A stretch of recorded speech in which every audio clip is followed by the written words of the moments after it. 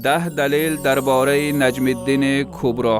نجم الدین کبری یکی از شیخ‌های مشهور تعلیمات تصوف، اساسگزار طریقت کبرویه بوده. سال 1145 در شهر خیوه تولد شده است. احمد ابن عمر ابن محمد الخیوقی الخوارزمی نام پره‌ای شیخ نجم الدین کبری بوده.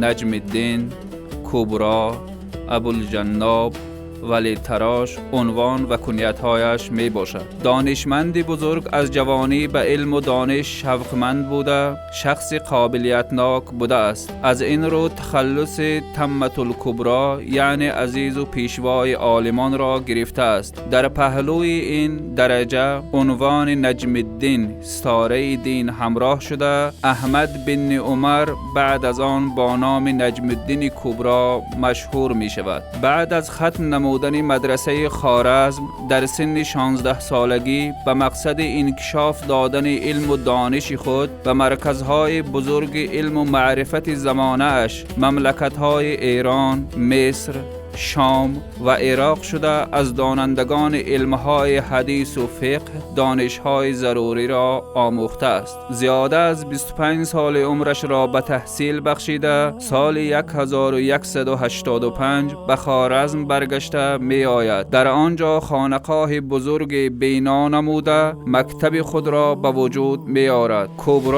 آدمان را به مهربانی، علم آموزی، سخاوتمندی و جوانمردی دعوت می کند. نجم الدین کبری به طریقت تصوفی کبروی اساس گذاشته است. تربیت نمودن انسان کامل وظیفه اساسی آن بود. ناوابسته از آن که نجم الدین کبری صاحب آبروی زیادی بود، خاکسارانه زندگی نموده است. شاگردان او از ایران، آسیای میانه، عربستان، کوکز، شام و جایهای گوناگون عراق آمده در نزد او تحصیل گرفتند. بنابر گفته عالم تصوف شناس نجم الدین کامیلوف، در عرفه اصطلاح مغول‌ها شاگردان شیخ زیاده از 400 نفر بودند. سال 1121 مغول‌ها خوارزم را اشغال می‌کنند. چنگیزخان به دانشمند بزرگ امانی داده امکان برآمده رفتن از اورگنج را می‌دهد، اما نجم الدین کبری شهر را ترک نکرده